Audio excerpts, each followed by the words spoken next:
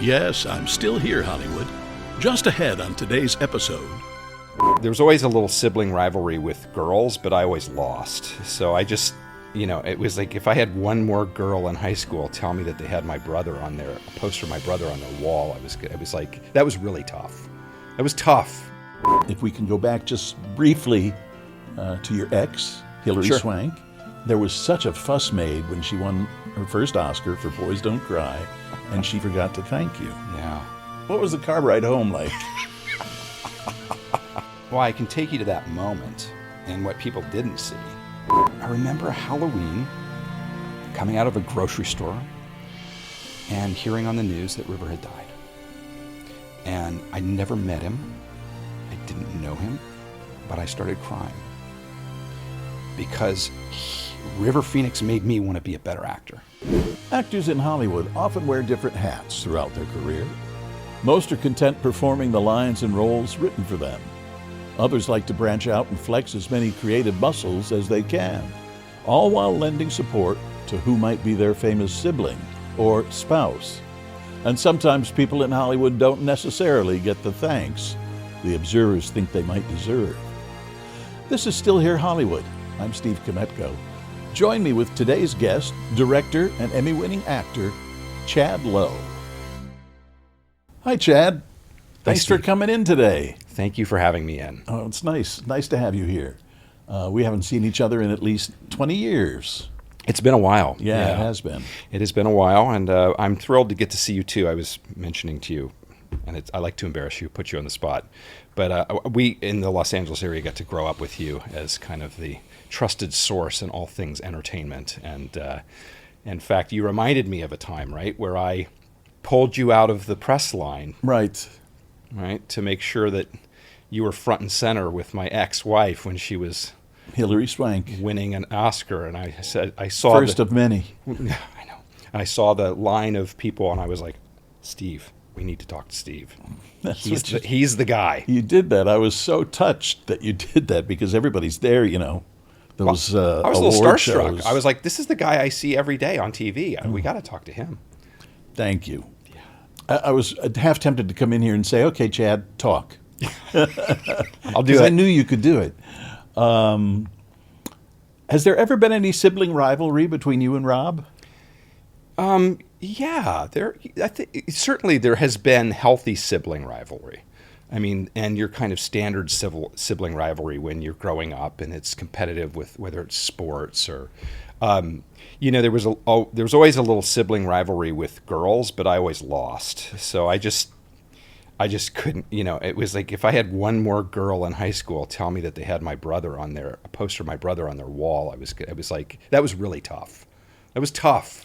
I would think so. When you meet a girl and she says, yeah, I have your brother on my... Or they don't tell you and you actually go in the bedroom and you see it. Oh. That's really a buzzkill. But we had it's an interesting question because I have given that a lot of thought.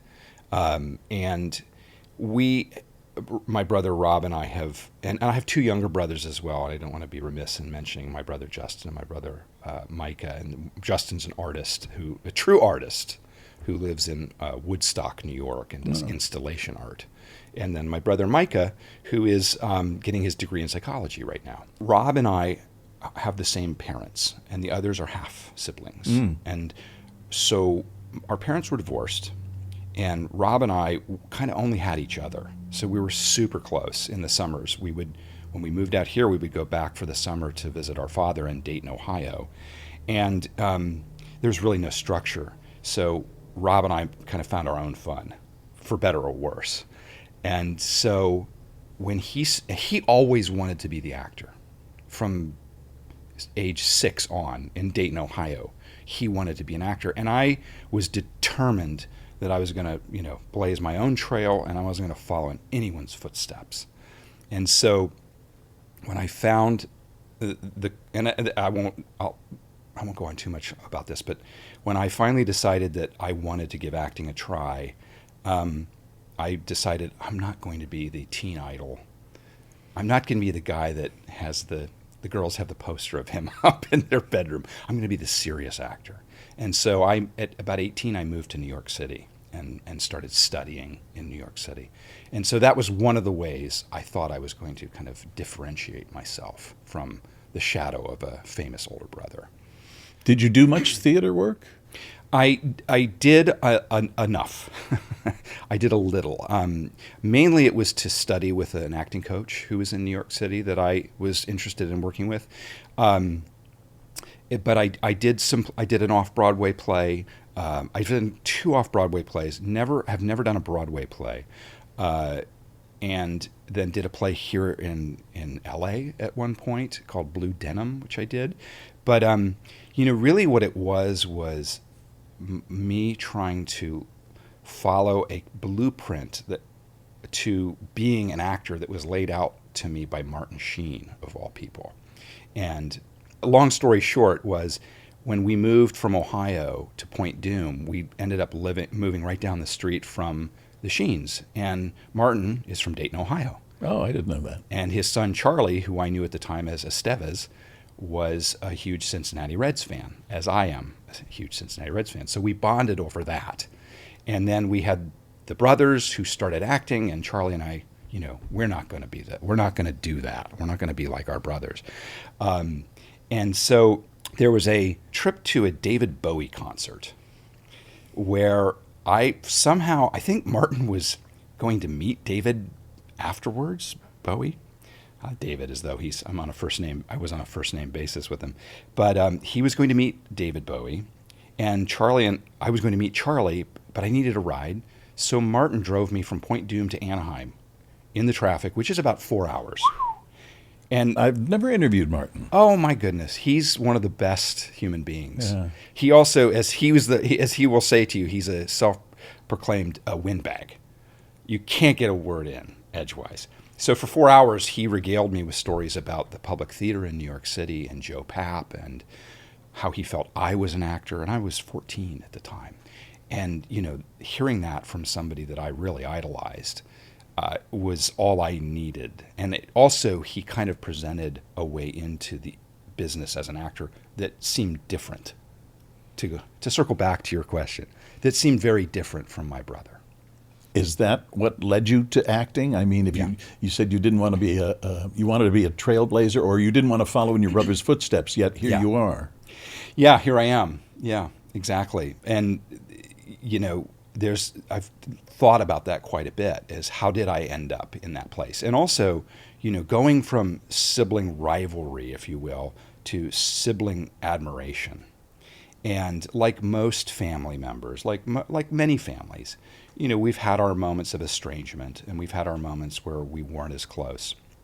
But I think when our mother passed away, which was about 20 years ago now, I think I know for me, I realized that any bickering or differences or rivalries that we had were really trivial and silly in the grand scheme of life, and that what mattered most was the closeness and the family bond and the experiences that I have shared with my brother Rob and my other brothers as well. And so there's nothing but incredible love and respect that I have for him, and I know he has for me. And also a realization that I am my own person, and my journey is my journey, and it's unique. I mean, I think to the kind of casual outside observer, it may feel like sibling rivalry or somebody following in footsteps, but I have my own path, and I'm my own person, and he's his own person. And the other thing that really helped me with any sibling rivalry was I realized that when good things happened to me, he was always the one person I wanted to tell first, and I wanted to share my joy and happiness with him. And so I needed to return that when he would share with me. So there's no room for jealousy or envy when you come from that place in your heart.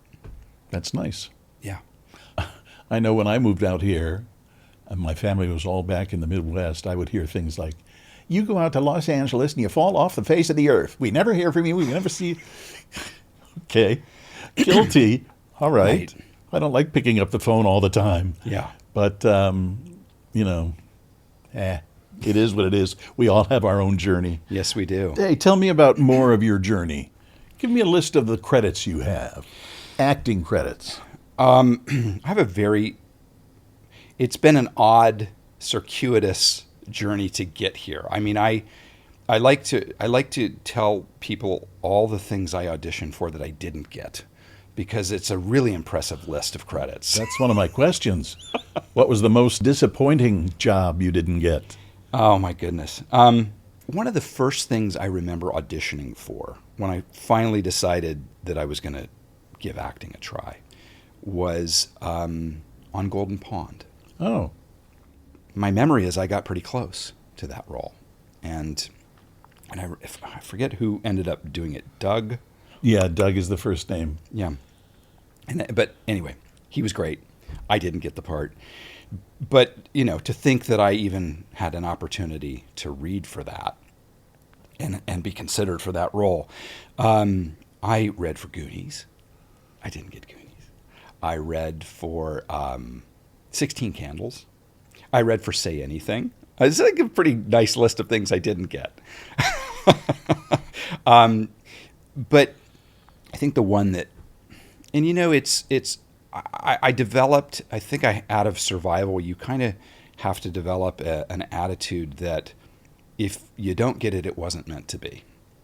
And it was meant for that person who got the part. And so I had always battled some, I would call it anxiety and depression, like many artists do, I've come to learn.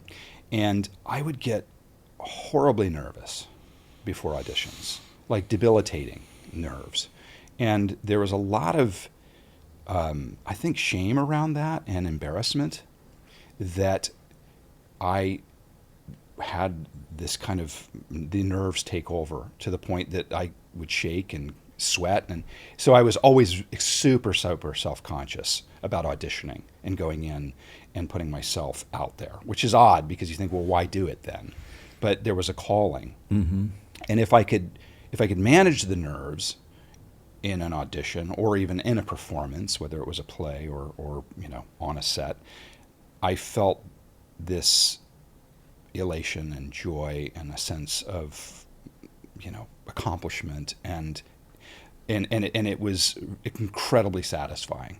The problem was I had these nerves. I had to overcome that. So one of the ways that I've been able to do that was to realize that it wasn't a competition.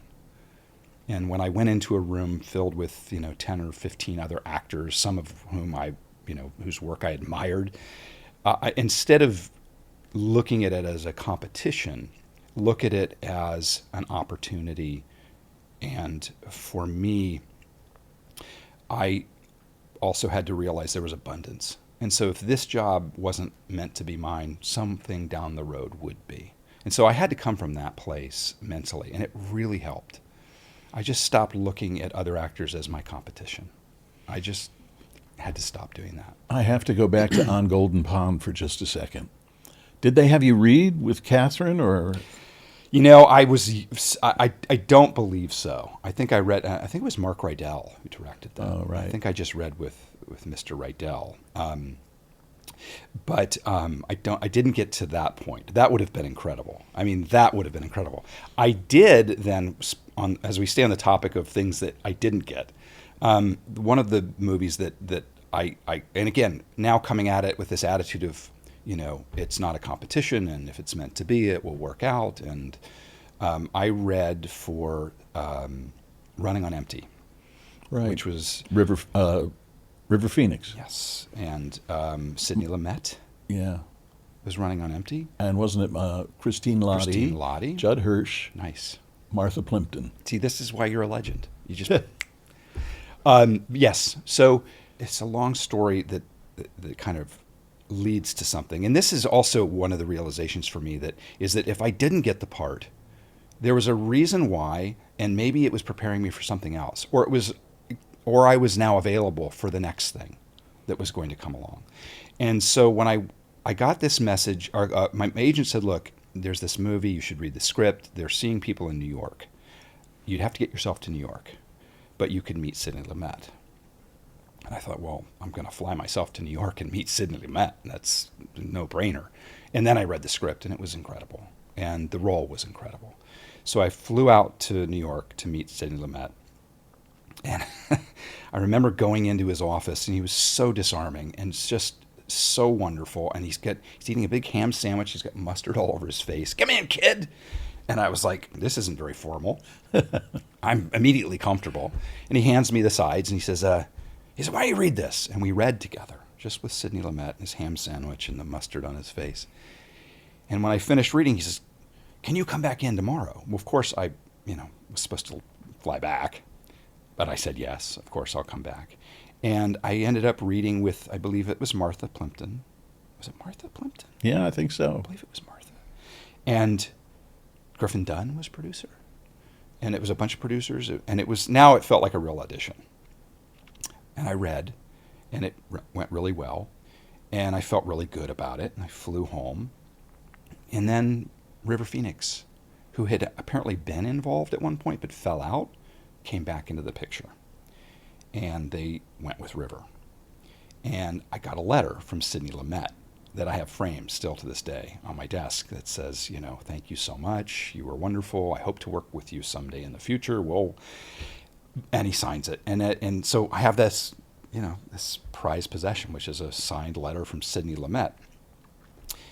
And another way that I cemented this philosophy of there's abundance, and if it's meant to be for me, it will happen for me. Of course, River goes on to be nominated for an Academy Award for the role, and it's like, what if that had been me? And I remember Halloween coming out of a grocery store and hearing on the news that River had died. And I never met him. I didn't know him, but I started crying. Because River Phoenix made me want to be a better actor. He was somebody that I looked up to. And somebody who, did a role that I was very close to and did it incredibly well. So he was the standard for me. And then he was gone. And I realized how precious this time is and how lucky and fortunate we are to get to do any of it. And so it really affected me, his death, even though I'd never met him. Didn't know him at all. I mean, I had friends who knew him. But just to see somebody who, in a blink of an eye, with so much talent, with such a bright future, gone from the earth, was incredibly powerful for me, and I've kept it with me to this day. Maybe your heart's in the right place. Compassionate. Can I finish on where this goes? Yes. I was just looking up to see if I was right about Martha Plimpton. I'm pretty sure it's Martha. So if we fast forward now, I'm married to Hillary. Right. And she has read for a little independent movie called Boys Don't Cry. They've come to Los Angeles. They've met every actress in town wanted to play that role. And afterwards they go back to New York. It's Killer Films, a small, great, art house film studio, Killer Films, and Christine Vachon, who runs it. And they just make incredible films. So the director says, and the producers say, we really like Hillary, but, we don't have it in the budget to fly her out to New York. And we need to see her read again. So her manager says, absolutely not. No way. You can fly her out, you can offer it to her, but she's not coming out there. And there's this kind of standoff. And Hillary's saying, I don't know what to do, I mean, they're not gonna, I don't think I'm going to get this role, but I really want it. And I said, many years ago, I flew myself out to read for Sidney Lumet. I didn't get the part, but boy, what an incredible life experience that was for me, and it made me a better actor. I suggest you fly yourself out there. We'll figure it out. It can't be that much money. In those days, neither of us had much money, so it was like, we'll make it work. Just fly yourself out there, stay with a friend. And of course, her manager was furious. Her manager, who she was not with much longer after that. You can't do this. They should be paying you. And so it was the Sidney Lumet experience that where I was able to have the perspective and the foresight to say to her, no matter what happens, this is going to be a good experience for you. You'll always take this experience and grow from it.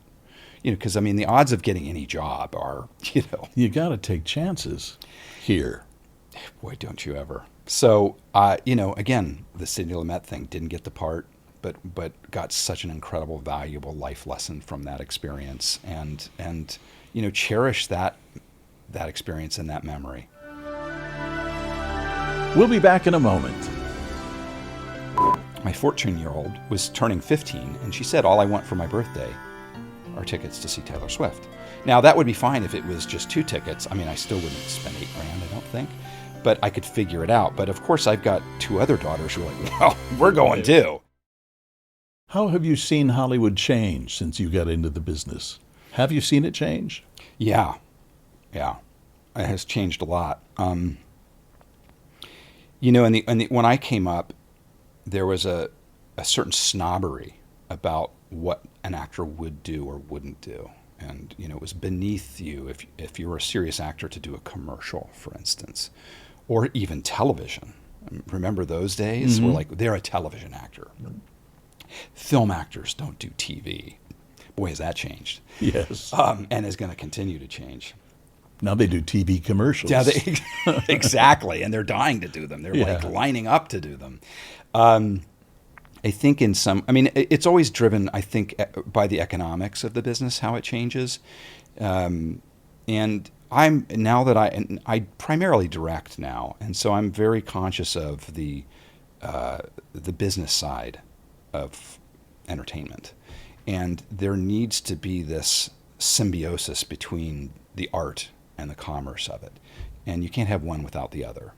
I think currently maybe the pendulum has swung a little too far into the commerce side of it. And so that's why, you're getting a lot of the franchises that people are familiar with. The studios that are spending the big money want to hedge their bets. And if you have what's called IP, which is, intellectual property. I was going to say intelligent property. Close. It's like AI. This is IP. If you have that, you have the Harry Potter books that everybody has read. I was on a show as an actor and a director called Pretty Little Liars, which was IP, which was a big young adults hit novel series. And so, Spider-Man, people immediately know, whatever, Superman, Batman. And I think, my God, how many more of these movies do we need? Where's this original content? And it's nothing against I'm not going to enter into the Martin Scorsese bashing of Marvel, because I do enjoy those movies and they're valuable. And again, we're entertainers. So if, that's what we do. It's like, give people escapism for 45 minutes on TV or an hour, or let them go to the cinema and forget their troubles, or maybe get a perspective on the world that they didn't already have. But I do think now the change is that the business went in the 70s from the kind of auteur and the filmmaker driven, and there were abuses that happened. The budgets were wild. You hear all those stories about, like making Apocalypse Now and spending all the money. And so the budgets were out of control, and there wasn't a sense that, hey, we're spending somebody's money and this is a business. Now it's, all the executives are coming from Ivy League business schools, and they're, not to say that they're not creative, but they're driving their decisions to make projects based on the economics. And the art of it is kind of it's secondhand. It's like they consider that after they look at the metrics of what it's going to make as an investment for Wall Street. So it's really, and I think that's happening in many sectors. I'm not sophisticated enough in business, but I have this suspicion that Wall Street and corporate America is really kind of, the pendulum has swung too far in their favor, let's say. That's why I was so excited, and I haven't seen it yet, but to see Coppola's movie. Metropolis, or have you seen it yet? Megalopolis? No. I'm dying to see it, because that's the spirit of movies that I came up in. When you'd go to Westwood and there would be, a blockbuster.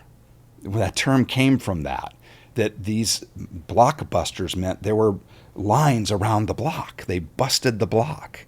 with the lines. I mean, remember those days, the golden era of cinema when it was an event and, you'd go and you'd get in line to see, and you had to be there the first day that it opened. That doesn't happen as much as it used to. No, it and doesn't. It's a shame. I remember going to a theater, my neighborhood theater in Chicago when I was a kid, not that much of a kid. And at The Exorcist, they were lined up around the block. Right? It was an R-rated movie, and my brother-in-law had to take me because I couldn't go in on my interesting. own. Yeah. Did you ever recover? yeah, I did. I didn't recover from that movie. I'm still horrified. But it was so big. Yeah. The effects and everything were so big that I tended to think back on it and laugh now. Yeah. I watched it on television not too terribly long ago. And, they added some things to it, her walking down the stairs backwards. Yes, of course. Yes, on her hands and knees or whatever. So, anyway, let's see. Oh, you won 2 Emmys, didn't you? I was nominated for one, a daytime Emmy, for remember after school specials that we do? Those were the best. Very important subject matters. So I was nominated for an after school special, a daytime Emmy. And it was funny because in the category, I'll never forget, I think I was up against Whoopi Goldberg for some daytime thing she did. And I'm like, I'm not going to beat Whoopi Goldberg for an Emmy for some after school special that I did. And then there was Life Goes On, which I did end up winning, if you call it that, getting the Emmy for Best Supporting Actor on a drama series. And, Life Goes On was just like one of the most incredible experiences of my career. How come? It was meaningful. It was entertainment, because again, I really wrap my mind around the import of what we do, because we're not curing cancer. My heroes are teachers and, civil Your mother was a servants. teacher. She was. And people who kind of quietly serve and provide services in their communities. And actors, I'm very uncomfortable with the amount of attention that's paid to celebrity and to actors. When I see other people who just do things that are really shaping and changing society for the better. And I just go, well, my job is important because I give those people, escape, or I give them entertainment, and that's valuable. But when Life Goes On came around, it kind of fulfilled a social message. And so I felt like what we were doing rose a little bit above just pure entertainment.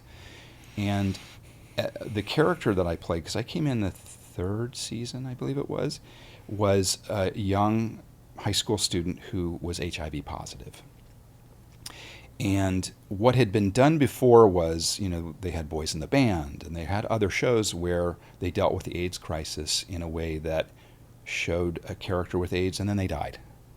But what we were the first to do, and I have to give all the credit to the producers and the writers, because they were the ones who wanted to tell this story, and to this network, because the network kind of said, okay, fine, you guys are opposite 60 Minutes on Sunday nights, do what you want to do.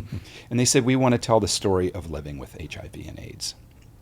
And so I was cast in this role and was given the opportunity and the privilege of playing the first character on national television who was not dying of AIDS, but living with it. And the amount of people who still to this day stop me on the street and tell me how seminal that was, how important it was for them to see that, and how it opened up a conversation in their family with their parents.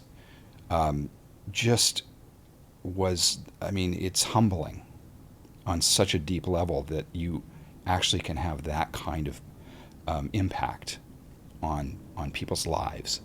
So, it's been hard for me to sense, because I've never had anything that had the same effect or value. But that show, which we've tried to reboot, which is a whole other story, just was everything to me. And I've never had another role quite like it. Patti LuPone was in it. Yes, she was. Patti LuPone, Bill Smitrovich, Kelly Martin, who I still am very close with. Have a couple projects that we're trying to develop together, which has been great. We both have families, she's married, 2 kids, and it's just funny to like look back and know that we had that. I always felt like when I looked in her eyes as an actor, because I mentioned that I had this anxiety and these nerves that I was always trying to manage. I always felt safe with her when I'd look in her eyes. That was one of the best ways for me to get over my anxiety and nervousness, was to get out of myself. And so I think that's what makes me a good actor, if I may say so, is I really have to focus on the other person. And then it's no longer about me. It's about them. It's about you. You may say so, by the way. Has Rob ever given you any advice? Oh, yeah. He'll give me advice all the time, especially when I don't ask for it. Oh, you shouldn't do that. Unsolicited. Oh, God. Unsolicited. He's great with the unsolicited advice. But he's super smart. He's super wise. He's because I work with him a lot now as I've directed his show, Lone Star, 911 Lone Star. I've directed a bunch of those. And I actually was cast to play his brother, which is very meta, I guess the term is today. But I would call it typecasting. Typecasting, yeah. It was a stretch. It was a real stretch. But it's funny because I have been directing 911 Lone Star, and the showrunner and the creator of the show called me and said, "Hey, by the way, are you still acting?" I said, "Yeah, of course I'm still acting. I mean, I just, whenever somebody wants me to do it, I'm thrilled to do it." He said, "How would you feel playing Rob's brother?" It's kind of a funny question. Isn't that funny? Yeah. And my first response was, "Well, you better ask him how he feels about me playing his brother, because I'm not sure." I mean, and he said, "Oh, he loves the idea." So I was played his long. It was a really, what was neat about it too was the way the characters met was, we didn't know in the story, we didn't know about each other, and Rob's character's father, Owen, his father was dying, and he went back to California to be by his dying father's bedside, and meets this guy in the waiting room who talks about how incredible his dad is, and like, "My dad's here and he's not well." And he says, "Yeah, my dad's here too and he's not well." But we both have incredibly polar opposite perspectives on our fathers. He was the greatest dad in the world to my character, and to Rob's character, he was this, deadbeat father who was never there for him. And then we come to learn it's actually the same man. And that role was played by Robert Pine, which was really thrilling because Robert Pine and I had done a play together many years ago where he played my father. And he's a legend. I mean, Chips, come on, Robert Pine. And, he's got a son now I think he's doing okay. His son's doing okay. But oh, yes. Chris. Just dawned on me. Yeah, he's doing okay. Yeah, he's doing okay. Yeah, and what was really nice about that, too, is we talked about that, and to see the pride he had in his son, because it's not always that way. I worked with Donald Sutherland. I'm not sure. Anyway, I won't get into that, but it was complicated. Oh, really? His relationship with Kiefer was very complicated, but to see Robert Pine just gush about his son with the pride he has for his son was really incredible. By the way, Chris Pine is now the captain of the of the Enterprise. Yeah. Is it the Enterprise? Yeah, Starship Enterprise. Is it? Yeah, he's doing fine. Yes. Yeah, very good-looking young man. So I played Rob's brother, and it was so great to work with him. It's great to work with him on so many levels because we've grown so much. We started with sibling rivalry, and I kind of alluded to some of the estrangements we've had and some of the difficulties we've had, and now as 2 grown men, and I don't want to say his age or mine. Well, that's okay. He's 60. Yeah, I can tell you really 60. don't want to say that. He's 60. It's so funny because when he was right before his birthday, I don't know where we were, but I was like, "Dude, how are you doing with the big 6-0? How are you feeling about it?" He goes, "I don't want to talk about it." He goes, I can't even talk about it. I can't even acknowledge. I don't want to talk about it. But he's aging. He's aging in a way. Look, he's older, so he's always going to be there. He's always going to have that experience first. But I want to emulate the way he ages. I mean, he charges life and lives life to its fullest. But we have so much fun when we work together. It's a little bit like being back in Dayton, Ohio, playing Nerf football and drawing up a play in the dirt. It's that kind of joy. And really, as he ages, is he really losing so much as a shred of his handsomeness? Well, I mean, I don't know what would happen if he lost even a thread of that. I don't know what would happen to that ego. That would be tough. Well, and now it's fun to watch his son John Owen, who they created the show together, this Unstable that's on Netflix, that is so funny. And it was born, the whole genesis of that show was born out of John Owen's kind of ribbing him and holding him accountable in a way. And my God bless my brother, he's so self-deprecating and so comfortable in that space. And anytime he starts to take himself too seriously, it's not my job anymore to hold him accountable. I've let go of that responsibility. It's now on his sons. I'm like, that's your job now, guys. Keep him in track. Keep him in place. I have a fond space for him in my head. My niece was in what was it, a Marshall Fields in Chicago, I think, on some kind of a commercial campaign. Yeah. And Rob was there, and she went up and said, my uncle is Steve Kmetko. And he made like a big deal. It just, made me look really good in her eyes, which I'm grateful for. There's so many things I want to talk about. You were telling me about being a girl dad. Yeah. Yep. I'm a girl dad. It's so interesting because always wanting to have my own experiences and not live in the shadow or follow in the footsteps of somebody, I get the experience of being a girl dad, which is such a privilege. And I feel bad. I'm like, for anybody who's a parent, who I feel like having daughters is such an incredible privilege because, and I explain it this way, it takes what I've known intellectually about women and all of, equality and, the glass ceiling that's there and how it's a misogynistic world in many ways. And knowing and being and loving women. I've always loved women. I mean, my mom was one of my heroes. And I've always respected women in that way. And I've seen the struggles. I know that there are struggles to, are you a mother or are you a professional? You can be one or the other, and having to make that difficult choice and having to navigate the all of those challenges. And now it's taken what I've known intellectually and it's put it in my heart, because I now have 3 daughters. And so I look at the world from their perspective, and I see the world and a lot of the injustices in the world from their perspective. But I also see all the opportunities that are there now too. It's not all doom and gloom. It's, society is changing and we're starting, thank God. But like, my mom was one of the first of her sorority sisters to get divorced back in 1968. And so she was a trailblazer. And so, I see how we're really becoming conscious of, the role of women. I mean, who knows, we may have the first female president. I mean, really empowering women and seeing how much women have to offer. I mean, I personally think that if women were in charge of nations, we'd be a lot more peaceful. Sure seems that way, doesn't it? I think so.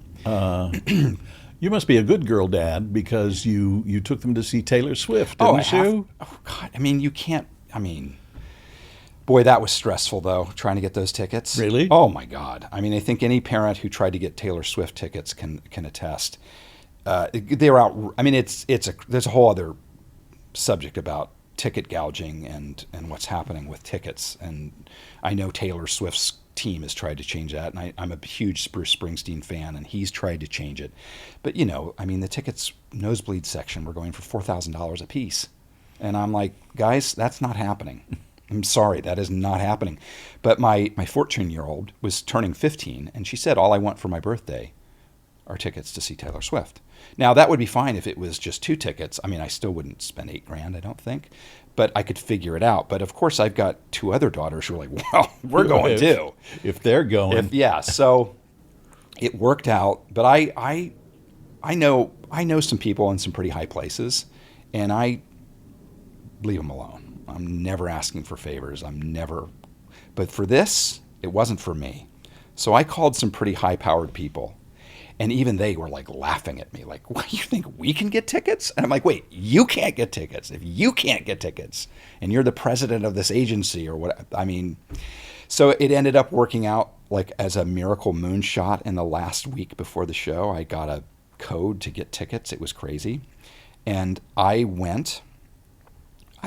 I like her music fine, but I watched the documentary Miss Americana in preparation because I do my homework. And God knows I know every lyric from Road Trips. So, like, I know all the lyrics. But I'm like, it's not really my cup of tea, but I appreciate her talent and her artistry. But when I saw this documentary, I really had so much respect for her as an artist and a human being. And then when I saw the concert, I was blown away. Like, blown away. And I've seen some great concerts. It was up there in the top 5 for me. Like, it was incredible. It was incredible. And so people were like, oh, Taylor Swift. I'm like, you know what? If you're a football fan and you're offended by seeing Taylor Swift at a Chiefs game in the, supporting her boyfriend, and that bothers you, that says a lot more about you than it does her. Because guess what? My daughters now want to, who's playing the Chiefs? Oh, is Tay there? Is Tay there? I'm like, I don't know, you guys. I'm trying to watch the game. We'll be back for more in a moment. If we can go back just briefly to your ex, Hilary Sure. Swank. There was such a fuss made when she won her first Oscar for Boys Don't Cry, and she forgot to thank you. Yeah. What was the car ride home like? Well, I can take you to that moment and what people didn't see. You went on a kind of a trip to the wilderness this summer, didn't you? With your daughters? I saw something posted on Instagram or something where... We try to get them outside. We try to counter screen time, which all parents, that is the challenge, I think, for all parents now, is how to manage screen time, because they're so addicted to the devices. And if you don't let them have the device, then they feel like a pariah, and then they can't relate to their friends. And so we're kind of like everything in moderation. You can have ice cream and sugar, and you can have everything in moderation. So part of the way we try to moderate screen time is like, all right, now it's time to go outside. And for me, especially as I get older, I just find hiking and biking and being outdoors it's like, I call it a nature bath. Like during the pandemic, I got a mountain bike, and I wasn't much of a mountain biker, but during the pandemic, when all the gyms were closing and we were all stuck in our houses, I got a bike and started riding up in the Santa Monica Mountains. And it was like, I'm in a house. One of the things of being a girl dad to 3 daughters is there's never a dull moment in my house, and it's never quiet. So getting out on the trail in the middle of nowhere was like, it was like going to church for me. So my wife, Kim, and I try to really keep our girls, active, and now they appreciate it. One of my proudest moments is I'm kind of a sunset junkie. Like, I love sunsets, so I always try to go watch the sunset. And I always, try to bring one of the kids along. I'm like, who wants to come watch the sunset? And I also don't drink anymore. So when my wife's having that 5 o'clock glass of wine or 6 o'clock glass of wine, which normal people can do, I'm not doing that. So I'm like, I need something to take the edge off. So taking the edge off for me is getting into nature and watching the sunset. And my 15-year-old daughter now, like, if I'm away shooting something up in Vancouver or I'm in Atlanta, will send me pictures of the sunset. That's sweet. And say, Dad, there was a great one tonight. Like, wow, I wish you could have been there with me. So it rubbed off. And so there's an appreciation of the world around, the natural world around them. Do you miss drinking? No, I don't. Sometimes I do. No, I don't. Sometimes I do. How's that for an answer? Well, it's both sides of this coin. Both sides of the coin. I got sober 21 years ago. Wow. And here's the other thing about my brother and I. We're so connected on so many levels. Like, I can go 3 months without talking to him, and we pick up right away. He's sober 30 some years. Well, he is 60. I know. And he was a child of the 80s. And there's two ways that goes. Oh, yeah. Sure So does. I got sober. My sobriety date is May 11th, 2003. His sobriety date is May 10th. Oh. Which, and I remember calling him going, hey, man, so guess where I'm going? And he's like, where? I'm going, getting sober. He's like, my birthday was yesterday. So we share that bond as well, and that the kind of language of sobriety, and also a worldview that it gives you. And I always say, like, if it weren't working for me being sober, if I wasn't finding a joyful life and a life of peace and feeling comfortable in my own skin, because it's all I ever wanted, my whole life, that's all I've ever wanted. And I think it's one of the things that drew me to acting is I could get out of my own skin and get into somebody else's skin. I didn't have to be me. So finding something that helps me feel comfortable in my own skin and authentically me it's priceless. I mean, like, the thought of having, I don't miss the depths to which I got, which were scary. But, you know, sometimes you're at dinner with friends and somebody opens a nice bottle of wine, or somebody pours a nice gin martini, which was my thing. Gin, I know people are like, gin. I'm like, yeah, you didn't have the right gin. I'll tell you how to do it. But the right, you know, like sometimes I think, yeah, that'd be nice. But then I play the tape through as I was taught. And it's like, well, where's that leading? You know, and for me, the history was always, if one felt that good and got me that far out of my body, then two's certainly going to be even better. And if two works that well, then let's do the math, and you should have four. That was my way of looking at it. If too much of a good thing is still not enough. Right. And full disclosure, my as it does, my drinking led to other things. Led to other things, and it took a toll. It took a toll on my first marriage. It took a toll on my relationships with my family, as the disease of alcoholism does. And the miracle, and I honestly I believe in miracles now, because I've seen them. I've actually seen miracles. But I also know what it takes. It takes hard work, to change. But people can change. Because people say, oh, he's changed. They've changed. Really? Like, what did they do to change? And, sometimes you have to change everything. You have to do, and for me, I had that, what they call the gift of desperation. And that was a gift. And so I was willing to do anything at that point. There's another saying I adopted from the rooms, and that was, nothing changes if nothing changes. Yep. When you think it through, that's true. Nothing changes if nothing changes. And speaking of change, if we can go back just briefly to your ex, Hilary Swank, there was such a fuss made when she won her first Oscar for Boys Don't Cry, and she forgot to thank you. Yeah. What was the car ride home like?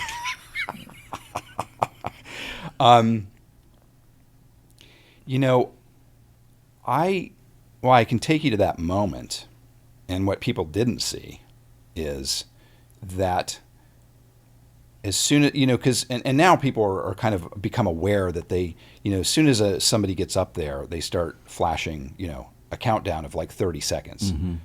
And I think that's crazy, because an artist works their life for that moment, and you're giving them 20 seconds. Whereas then, you got your host going on and on with scripted jokes for 5-10 minutes. And you're like, I'm there to see those moments where someone's life goal is recognized. So there was the pressure of that. And once they said basically wrap it up and they play you off the stage, remember Julia Roberts with her calling him Stick Boy? The look of terror and horror on her face as they were basically ushering off, because she recognized that she didn't, was a horror. I felt so bad for her. I didn't really even think about it from my perspective. I just felt so terrible for her. And the first thing I said to her is she didn't need to thank me. I mean, she thanked me enough. Like, yes, there's an expectation publicly that you'll do that, but I didn't feel unappreciated. I didn't feel, taken for granted or forgotten at all. I just felt for her really like I wished I could change it for her to kind of ease her burden. And it is interesting that it comes up quite a bit. Does it really? Around the Oscars, there's always the Oscar curse. And I don't believe in an Oscar curse, but I do know that it's an incredible amount of pressure to be in that position. Because what we do as a society is we love to elevate people and put them on a pedestal and then take turns throwing stones at them to knock them down. And where do you go from the top of a mountain? A friend of mine used to say, nothing grows on a mountaintop. And it's true. And so where do you go when you're at the pinnacle of your career? And I think Jung used to say, my condolences when someone would win an award, because you know where you're going from there. There's only one place to go from there. And it takes a very evolved person to be able to handle that fall from being at the top. It's lonely at the top, and I've witnessed that. I've seen what that does. And I've witnessed it in other people too. And so it was now I look back and it's like, to me, it's such water. All of it is water under the bridge for me. I mean, my wife and Hillary, have a relationship. Oh. I mean, they don't hang out, but she would call her if she needed something, or, my daughters, it's interesting, when we went to Telluride in Colorado during the pandemic, my wife, Kim, was so smart and said, we need to get out of LA. The kids are going to be remote. Let's get out of this house. Let's go somewhere where we can be outdoors. So we went to Telluride. And it just so happened that Hillary bought a big ranch in Telluride. And I didn't know this. I mean, I don't talk to her every day. She's married and has kids, and let her have her life. But we ended up visiting her up on her ranch. And I have this amazing picture of Hillary in like one of those I don't know what they're called, but ATV kind of like farm vehicles. Hillary's driving, and my 3 girls are sitting next to her, and my wife's in the passenger seat. Well, that's a nice keepsake. And I just thought, that's it just warmed my heart, because I went through as a child, parents who divorced and didn't like each other, and were pretty vocal about that at times, and that takes a toll. And I'm sure it took a bigger toll on them to have that kind of anger and that kind of bitterness and resentfulness in their hearts. And, that'll just eat you up if you just hold on to that kind of stuff. And I've made peace with my past in so many ways. My side of the street is clean. I wish nothing but, honestly, the best for her, and I want her to succeed, and I will cheer all of her successes as I would anybody. And it's like, just, we were married, we were in love, and, did it work? I don't know if it didn't work ultimately, but I'm grateful for that time. Things happen. Things happen, and, like I'm so happy in my life now, and I'm so happy with my wife and my kids. I feel so blessed. It's like, it would be really hard to look at that and not feel incredibly grateful. And, like things, some jobs you don't get, but they lead to other jobs, like some relationships run their course, and you learn from those relationships. And I think I'm a better husband now. I think I'm wiser, probably more patient now. I'm certainly a better dad than I would have been, I think. Let me ask you, do you enjoy acting or directing more? I think if I had to choose, I would choose directing. And I think finding directing for me was when I really realized that that was kind of what I was called to do. Now, I love being an actor, and as Martin Sheen said to me when he sold me on being an actor, he says, being an actor is a way of life.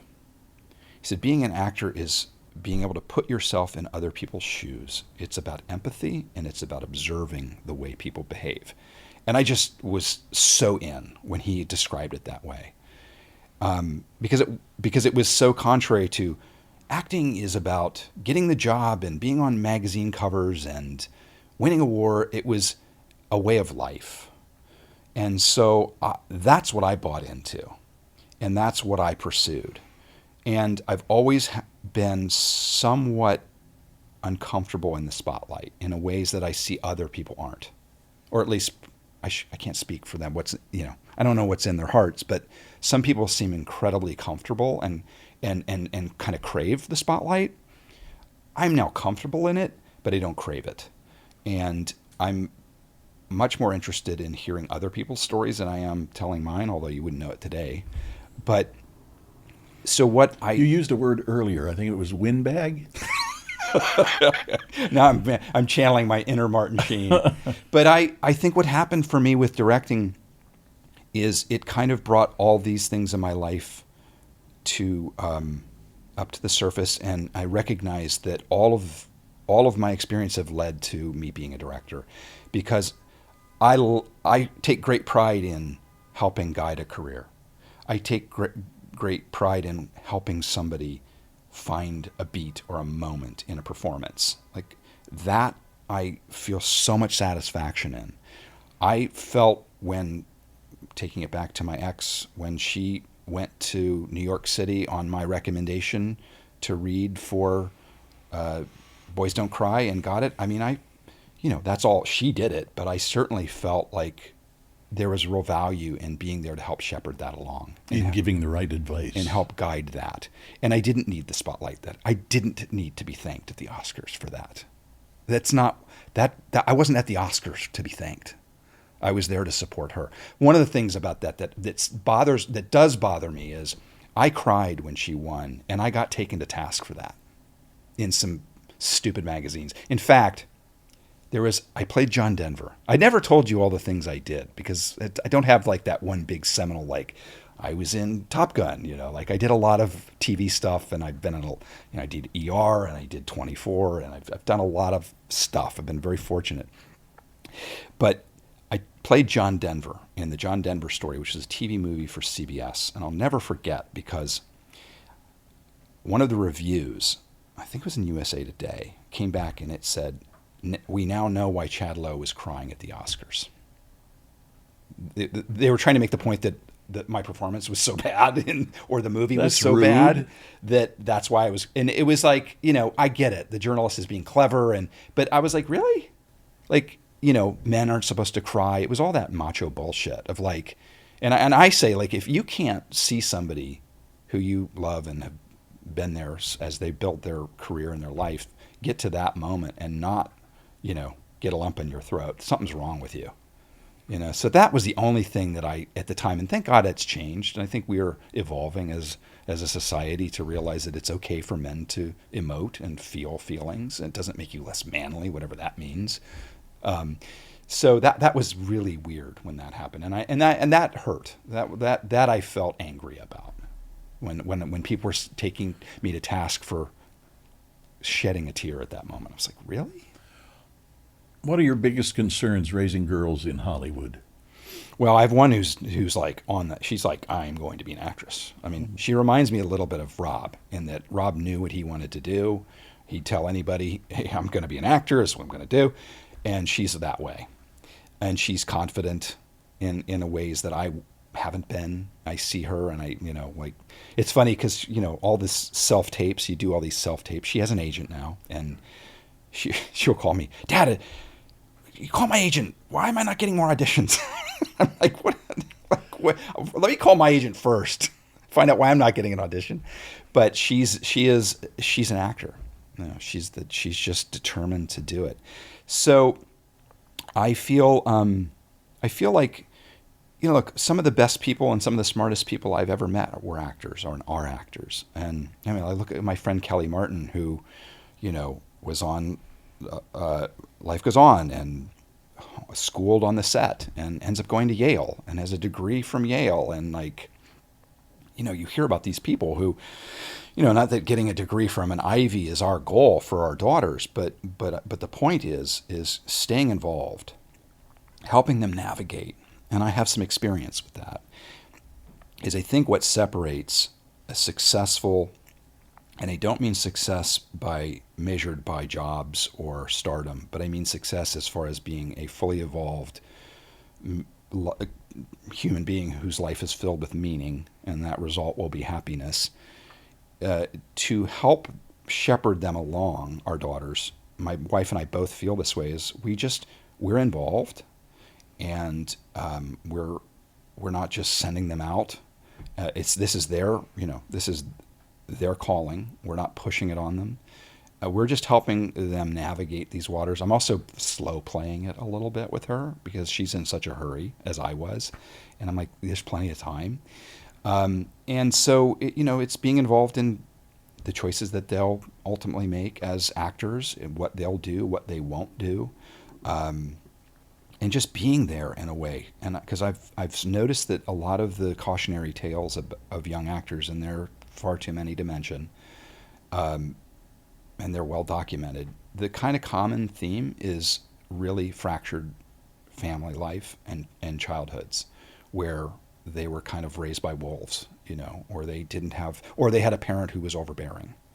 You think of the Andre Agassi when he wrote his memoir about his dad, and you think of some of the other young actors who came up and they were basically living their parents' dream vicariously.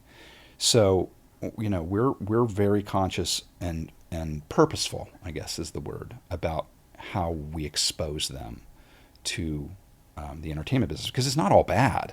I mean, look, it's provided me a really beautiful, incredible life. I'm really, really grateful. And yet there are a lot of pitfalls along the way. And we'll be right back. What was the scariest thing that ever happened to you on the set?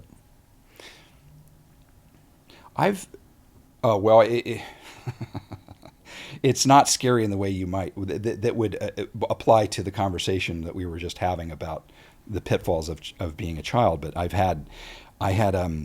did a thing called The Apartment Complex, which was it was like a TV movie that was going to maybe become a series for Showtime. And my character was supposed to be swimming in a pool. He was the manager of an apartment complex that was somewhat haunted. And he's swimming in the pool, and a huge boa constrictor or anaconda or some huge snake, it pops up in the water and chases him out of the pool. And so, of course, it was not the highest budget. I'm not sure they had any special effects budget. They used a real snake, and they put it in the pool. So the snake is at one end of the pool, and I'm at the other, and the snake wrangler says to me, "Now listen, it's not going to happen, but if for some reason it got a hold of you and bit you, don't try to pull it off of you, because it's got like thousands of teeth, and we'll come over." And I'm thinking, what in the... Just chill. Just till we get over there. But it was good because when they said action, I was supposed to see it and swim out of the pool as fast as possible. Well, of course, what ended up happening was, the snake got in the water and didn't do anything, and I just was out of there so fast, I'm not even sure they captured it on film. So that was pretty scary. I've been really fortunate. I've had really good experiences on sets. I've worked with some incredible people. I worked with Elizabeth Taylor. Oh, that's right. I did a TV movie with Elizabeth Taylor and Robert Wagner, and I got to go up to meet Liz at her house. And it was funny because I was sitting in her her living room, and she was not on time. It was like, I think I was there an hour or something waiting, and it was really quiet, and it was just me on this couch, and I look up, and there are her 2 Oscars up on the mantle. And I'm like looking around. I said, I'm going to get... So I guess it was a jinx. I will never win an Oscar now, but I picked up both of her Oscars, and I was like, this is incredible. I'm at Elizabeth Taylor's house, and I've got both of her Oscars. Put them back, sat down. We had a meeting. She couldn't have been lovelier. What was interesting about working with Liz is... and it was a great director named Joe Sargent, who's kind of a legendary director. And he was this incredible gentleman. And we were doing a scene where I was supposed to be crying. And she played this washed up movie star. It was called There Must Be a Pony.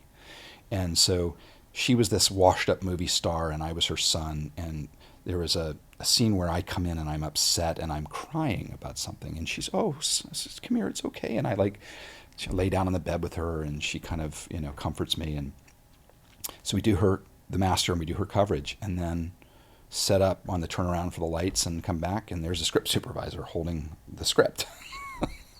I'm like, "Where's Liz? Where is she?" And the director says, "Darling, let me tell you something. She's gone home." And he goes, "What can I say? It's the price we pay for working with royalty." That's what he said. So, that was interesting.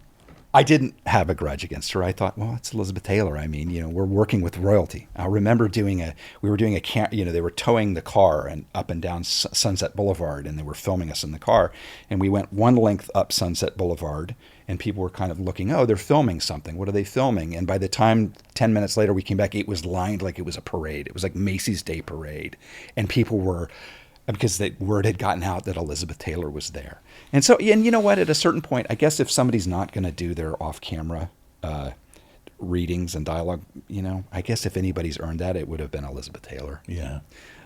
So yeah, I've had incredible, I worked with Donald Sutherland and learned, I directed a movie with William Hurt and Rita Wilson.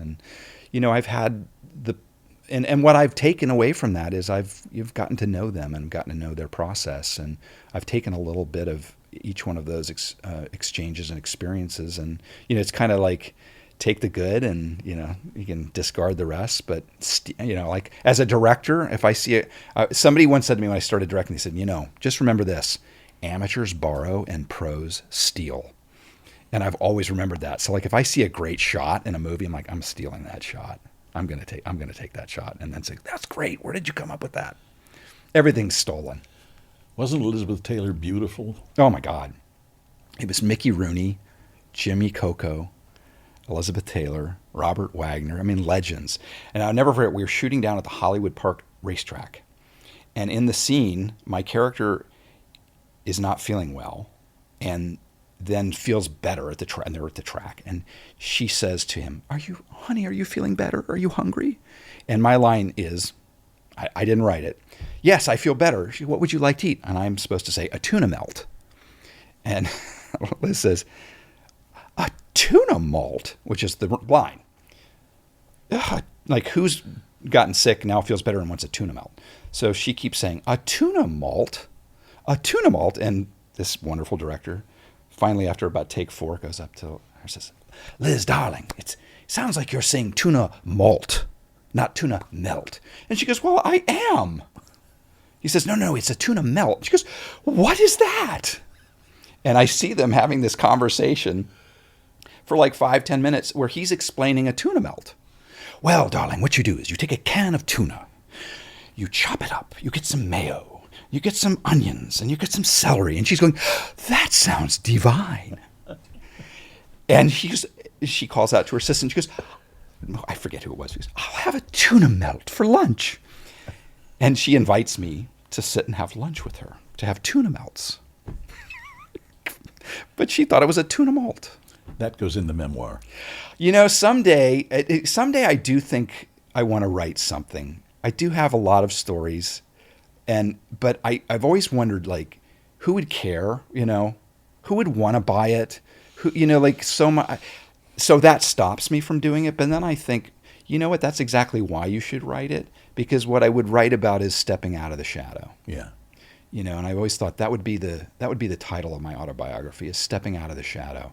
Because, I found myself at some point in my life in the shadow of 2 very famous people who, wonderfully talented people. And it forces you to look at yourself without rivalry. It forces an introspection in a way. And it was from that journey, it was from that place that I found myself in, where I actually found myself, where I really went, who am I? And sobriety, realizing that I had a higher calling and a higher power and a plan, and I don't know what it is, but my job is to show up for it authentically as me, not as someone else, not as an expectation of who I'm supposed to be, not my parents. And I think this is where it's relatable for everyone, is we all have an expectation of who we're supposed to be, oftentimes based on our childhood or based on our parents' expectations. And so going back to being the father of any children, but especially these 3 girls, is, help them find their authentic center, help them find their authentic self. And, my father, I love him to pieces. He's like, his life is about finding happiness. And for me, what I've realized is that's valuable, but that's the result of meaning. Happiness to me is a result of having a life of meaning. And so, as we learn, we stop chasing the result. And I can take that into my work. I can take that into my marriage. I can take that into my, being a parent and a father. It's like, let's not look at the results, let's look at the journey and let's focus on that. Chad, I think that sounds like a good ending. We've been talking for a long time. I'm a windbag. Well, that's the only thing Martin taught me. When they ask you a question, just don't stop talking. Oh my God, we could go on and on because I'm sure you got some stories too. When are you writing your memoir? I wrote quite a bit of it, and I just put it down. I don't know why. Maybe this is the motivation for you to pick it up. Maybe. This gives me an ending, I think. You have a very unique perspective on things. You've observed a lot. I mean, you've been the observer. You've witnessed a lot. I think it would be valuable. I participated in a lot of things I shouldn't have. Haven't we all? And here we are. Yeah. Chad, what is your perspective, the state of Hollywood now, post-strikes? Well, it's a scary time, I know, for a lot of people. I have a lot of friends who are crew members who are really struggling, writers, actors, directors.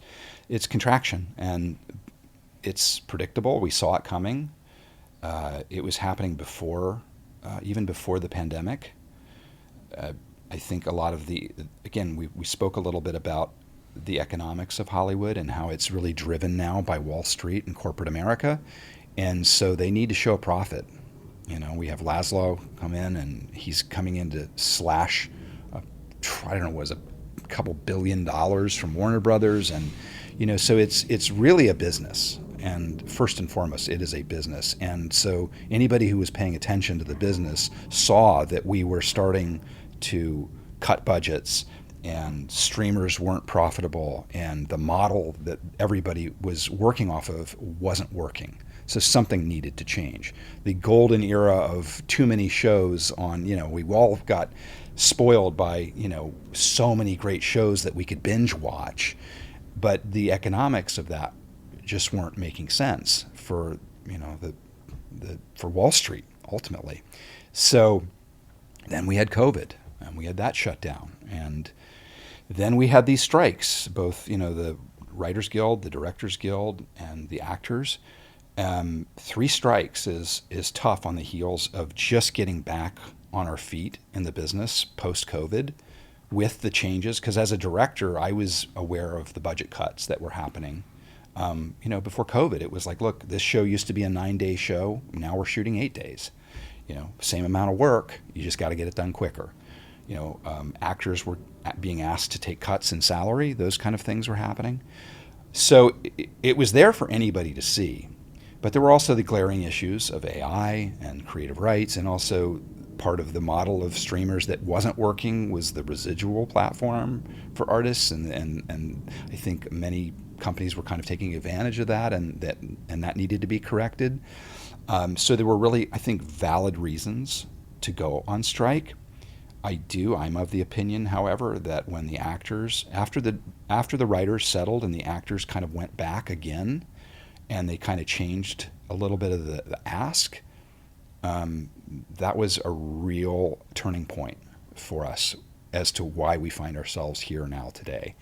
Because I had a lot of friends who will remain nameless, and big name people who I was talking to, trying to convince them that, like, when they say that if we don't come back, they're going to shut down until next year, they mean it.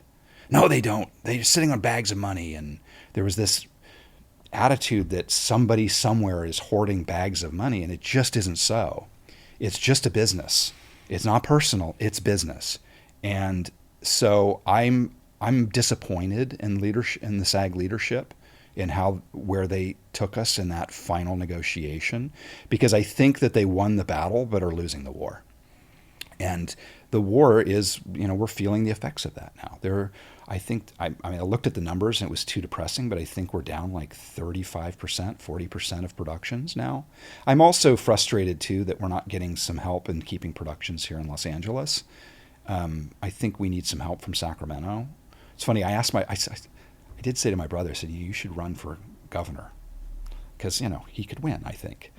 But we need to do something about these runaway productions. I mean, I think Hollywood and the image of Hollywood, it's like what New York did when they got the design firm in to create the image of the Big Apple. It's like, we are people come here because they believe that it's the entertainment capital of the world, and it has that appeal. So you can look at the value of that and what that adds in tourism, and just, we're getting the Olympics again, but I remember the last one.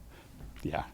You're like, I don't need that. We don't need the Olympics. That was like a couple years ago, right? Right. But we need to stop runaway productions. My managers just said to me, would you be willing to go to Bucharest to shoot a show? I'm the commute from LA to Vancouver is one thing. How do I do that on weekends? How do I get home to see my kids on the weekends? A lot of my friends are moving to Atlanta because that's where all the work is, or they're moving to New Mexico because that's where all the work is. And we got a lot of talented people who are out of work, a lot of studios that are empty here. And that needs to change. Talking about directing once more, what was it like directing High School Musical? That was really fun.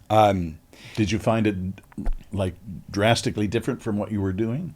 Not so different. I think what was amazing for me about directing High School Musical was just to see this collection of incredibly talented young actors. I couldn't believe how talented they were, singing, dancing, acting. I mean, I just was. It made me grateful I came up when I did, because I can't singing, dancing. That's not happening. But it seems like that's every star today does all of that. I mean, you think of Sabrina Carpenter and now how she's become this global superstar, and Olivia Rodrigo, it's funny because when we were there working, the producer who hired me said, you should hear this girl sing. And I just knew Olivia's an actress and from some Disney shows. And I said, really? He says, oh, you should hear her sing. And so my oldest daughter had loved Olivia from a show she did called Bizarre-Varks. It was like a kids show, like a Nickelodeon or Disney, I'm not sure. And she said, would you get Olivia to say hi to me on a video? And Olivia's just so sweet and so kind. And I said, I feel weird as the director, but it's not for me. I'm asking for my kids. I said, would you say hi to my daughter, Mabel? So needless to say, now with the, kind of meteoric rise to fame, and just, how she has become like a global superstar. My daughter's prized possession is a video from Olivia Rodrigo saying, happy birthday, Mabel, but it was challenging, that show, because it was still finding itself. When I came on to direct, it was episode 3 and 4 so they'd done episode 1 and 2. I came on to 3 and 4, and it was still trying to find its tone. And I think there was a regime change at Disney. So when I was there, I think it was leaning a little bit more on the dramatic side. And I think they started to steer it back to a little lighter-hearted, a little more of the Disney brand. And so I did those episodes. I didn't go back to do more of them, but I really had a great time when I was doing it. What is your guilty pleasure TV show these days? I don't watch a lot of TV because it feels like work to me. Because a show has to be really, really, really good for me to not notice the cutting pattern, to not notice how things were staged, how they were blocked. Why did they use that cut? Oh, that's interesting. Why did they go from a wide to a tight? Because I'm always working, and that's the work that I do as a director. Because as an actor, I have this innate understanding, and I've spent a lot of time understanding script analysis, and I'm very comfortable talking to actors. What I've had to do in my journey as a director is understand the technical side of it, and because I don't want to just be known as a director who's good with actors. I want to be fully evolved, where I'm good with camera, I'm good technically, because it's all the tools of storytelling. And so when I'm watching TV, my wife watches, has her shows, and I'll go in, I'm like, what are you watching? And I'll sit and watch it. And if it holds my attention, then I know it's really well done. But normally I'm watching well, that was an awkward blocking, and what, this is a very static scene. And so I have things I love. I mean, I loved Severance. I cannot wait for that to come back. But I mainly watch documentaries. And the funny thing is, my wife loves Grey's Anatomy. And I have a hard time sometimes watching Grey's Anatomy because it's always like somebody bringing in their kid who's sick and dying. And I'm like, oh, this is too painful. I can't, it's too, like, I got kids of my own. I can't watch this. And she's like, what do you mean? And I was like, it's too painful. It's just too close to, I can't watch this.